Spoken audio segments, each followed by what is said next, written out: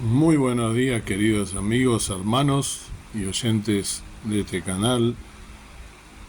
Te quiero llevar en esta mañana a meditar en el Salmo 32, Salmo de David, un masquil dice, los dos primeros versículos, el 1 y el 2, Salmo 32, 1 y 2, dice así: Bienaventurado aquel cuyas iniquidades son perdonadas y borrados sus pecados.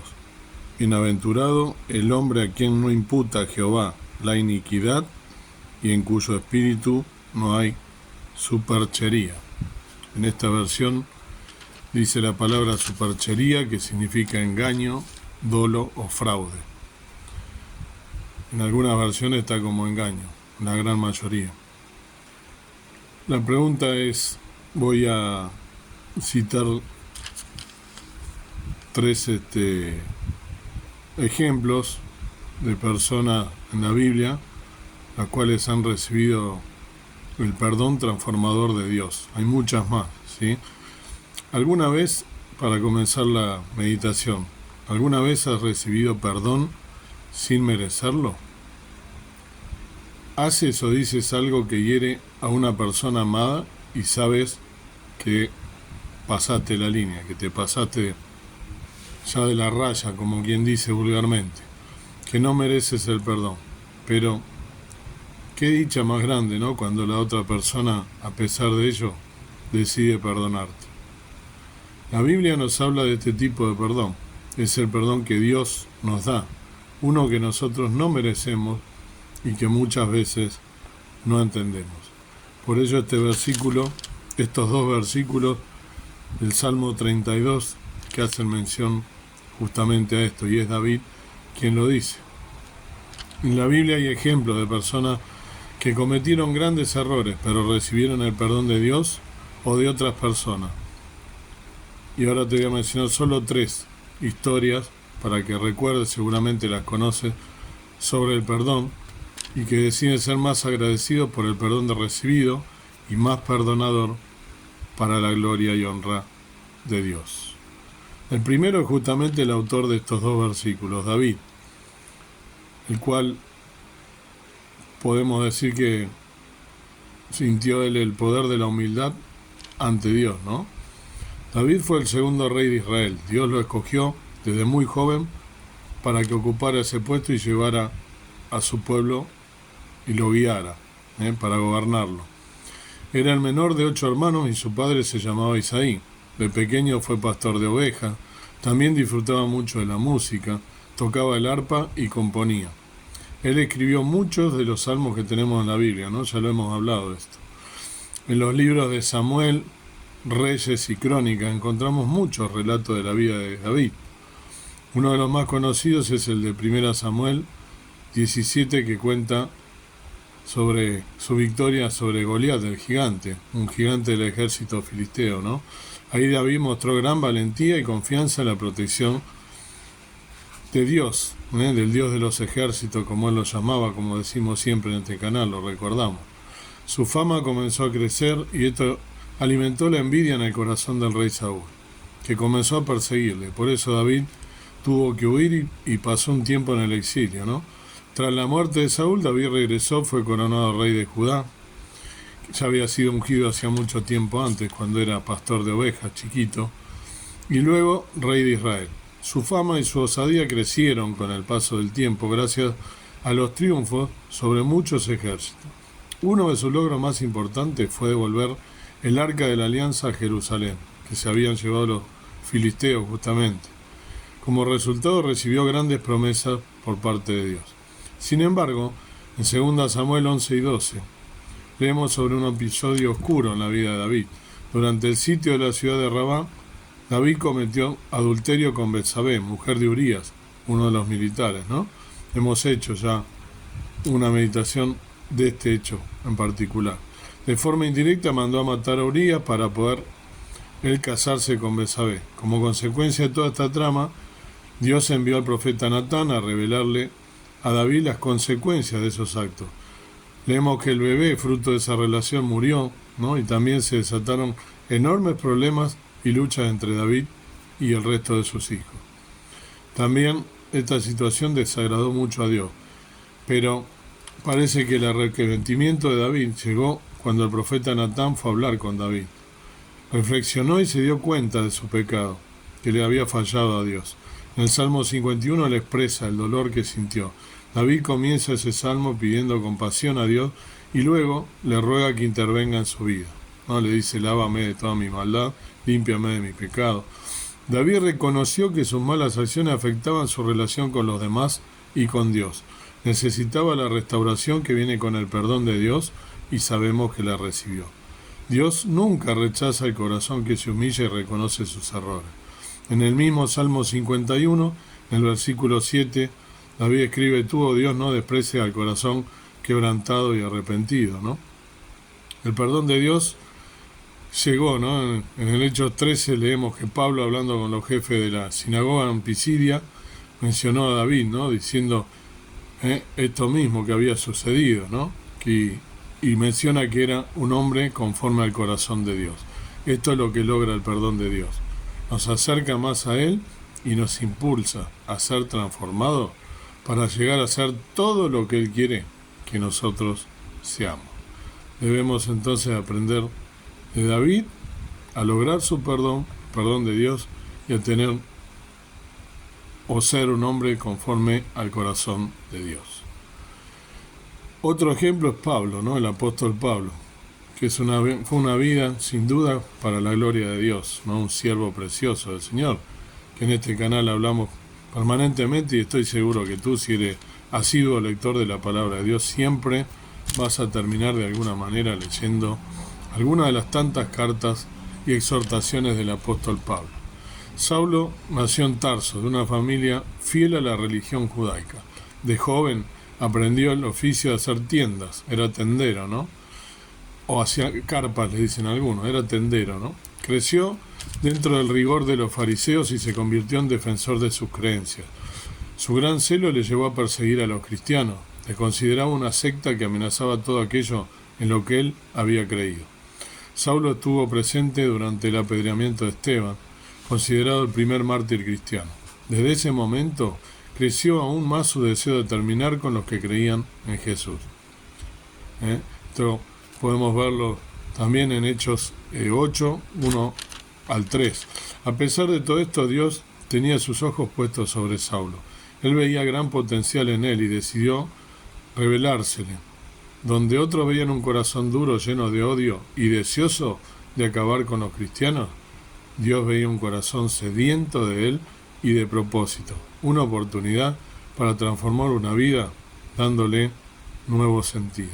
Porque como siempre decimos en este canal, Dios no mira lo que nosotros miramos, mira tu corazón, mira el corazón del hombre, mira hasta lo más profundo de nuestro ser.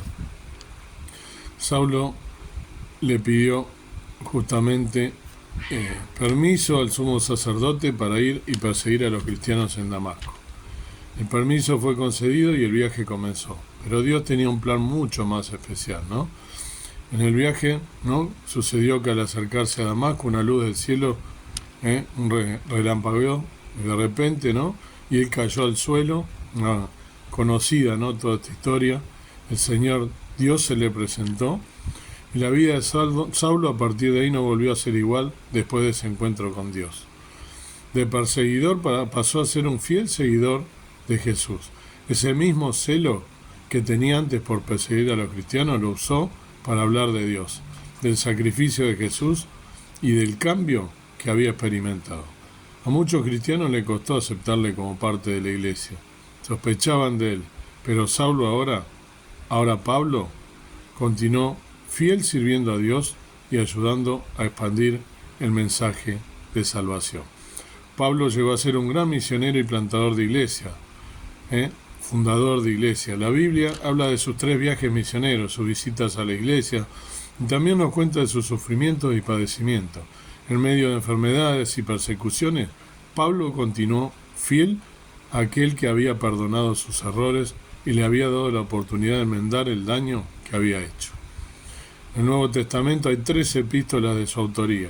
En ellas vemos reflejada la gran obra que realizó llevando el mensaje de salvación a través de Jesús. Debemos entonces aprender también de la historia de Pablo, que comenzó siendo Saulo de Tarso y se convirtió en ese siervo precioso para la obra de Dios. El tercer ejemplo es Pedro, perdonado y restaurado. Pedro pertenecía a una familia de pescadores de la ciudad de Bethsaida y estaba casado. El primer encuentro que tuvieron él y su hermano con Jesús fue especial, ya que les dio un nuevo propósito. Mientras él caminaba por el mar de Galilea, Jesús vio a los dos hermanos y les habló. Estaban echando las redes porque eran pescadores, y le dijo: ven y os haré pescadores de hombres. Al instante ellos dejaron las redes y lo siguieron. Desde ese momento Pedro pasó a ser uno de los 12 discípulos de Jesús. Él era más bien tosco y de temperamento impulsivo, características que se reflejan en varios pasajes bíblicos.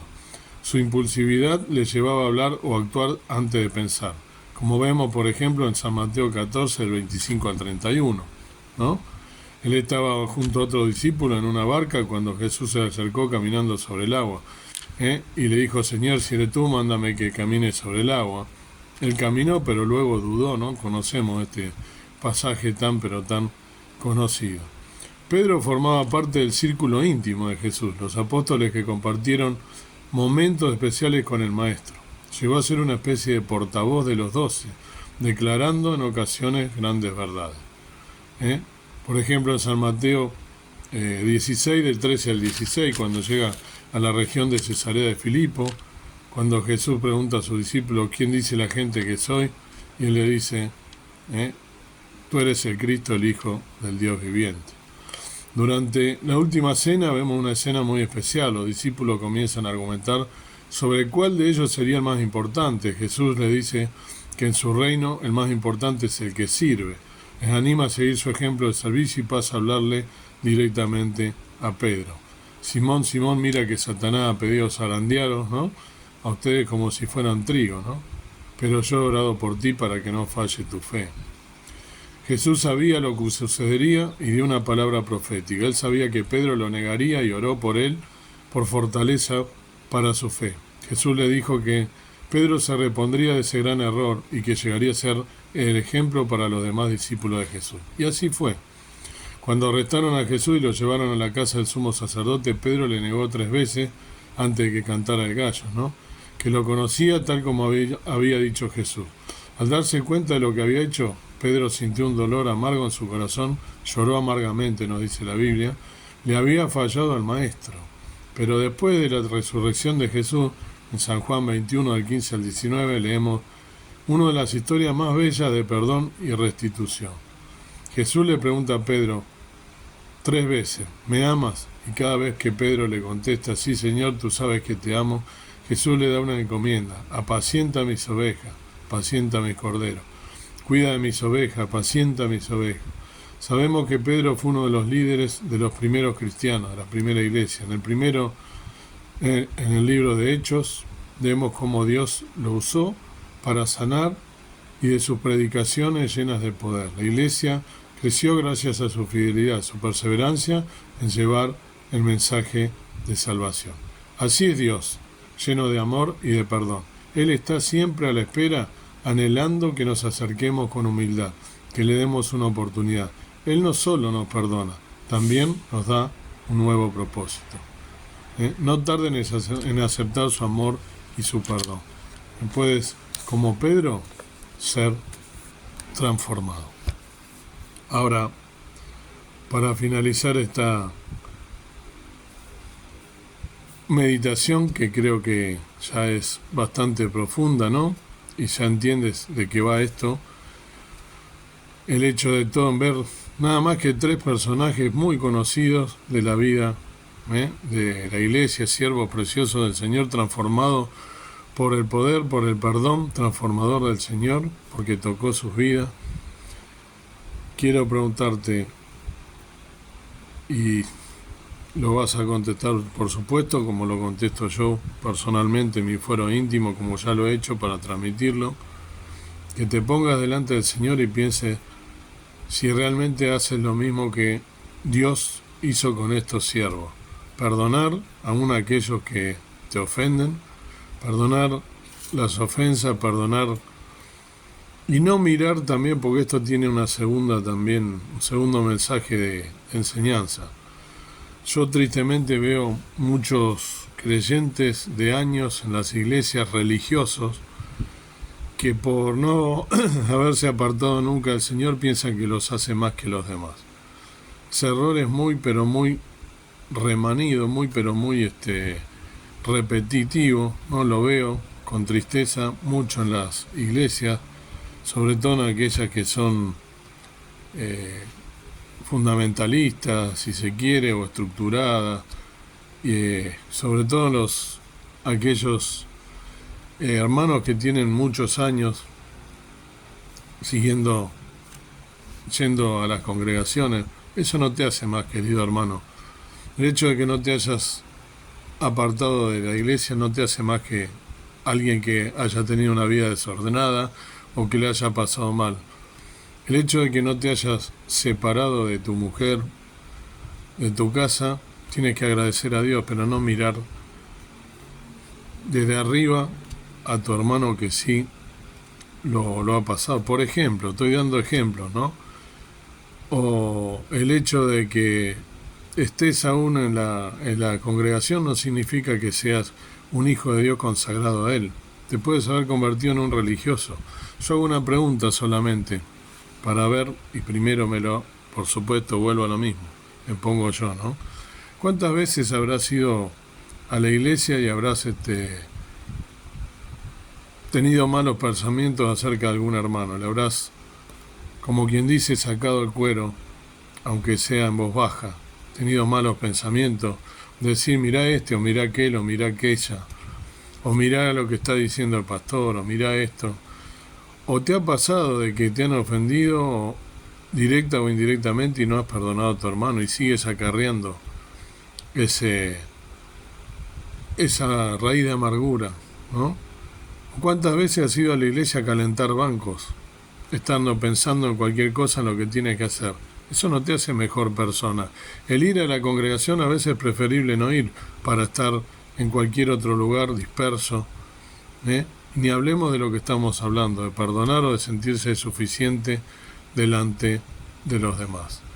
Que cada uno de nosotros pueda realmente examinarse. Yo no soy, ya conté mi historia en este canal, no soy quien para juzgar a nadie, simplemente traigo a colación estos ejemplos de estos siervos del Señor consagrado que pasaron y llegaron hasta lo último, han tocado fondo, como quien dice, y han logrado el poder transformador de Dios y a partir de allí se han consagrado a su vida.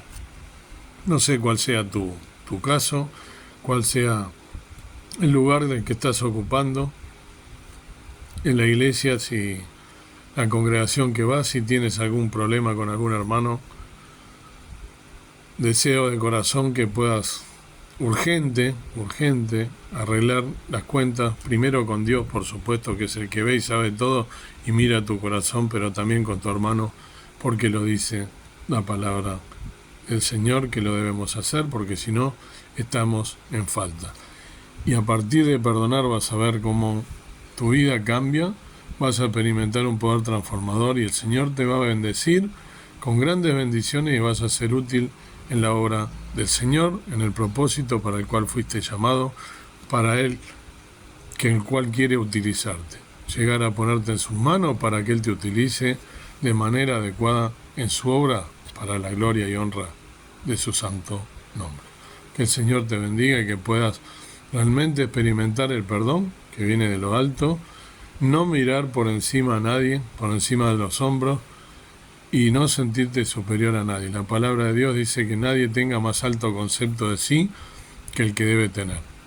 Debemos seguir el ejemplo de Jesús, que siendo el mismo Dios vino y se humilló, vino a este mundo a morir por ti y por mí, y que con amor eterno nos ha amado y nos ha perdonado de todo aquello que debíamos nosotros pagar, y Él pagó el precio por cada uno de nosotros. Eso te tiene que llevar a pensar, querido hermano, como lo hice yo antes de meditar en esta palabra, de seguir realmente el ejemplo de estos tres personajes. Hay muchísimos más, podríamos estar largo hablando, y hay muchos en la Biblia, pero cada uno de nosotros debe ponerse a cuenta urgente con Dios y con los hermanos si tenemos algún problema, porque no vamos a ser bendecidos, sino y nuestras oraciones no llegarán a buen término. Que el Señor te bendiga y puedas, si es tu caso, ponerte a cuenta con el Señor, y si no, de todas maneras, también disfrutar de esta meditación, de saber el perdón transformador de la vida del Señor Jesucristo. Que Dios te bendiga. Amado Dios, amado Padre Celestial, gracias por este día, gracias por poder meditar en tu palabra, en estos temas tan profundos, tan delicados, viendo estos ejemplos de vida tan poderosos, aquellos hombres, y hay mujeres también que han sido transformadas por la obra de Dios, y nosotros que fuimos transformados por el poder de Jesús, del Espíritu Santo que mora en nosotros, que podamos realmente perdonar como tú lo has hecho con nosotros, perdonar como lo has hecho mandando a Jesús a morir por nosotros en forma injusta, pero siendo Él sin pecado, sin mancha, tomó nuestro lugar, deshizo nuestros pecados, murió en la cruz por cada uno de nosotros para darnos perdón, salvación, vida eterna.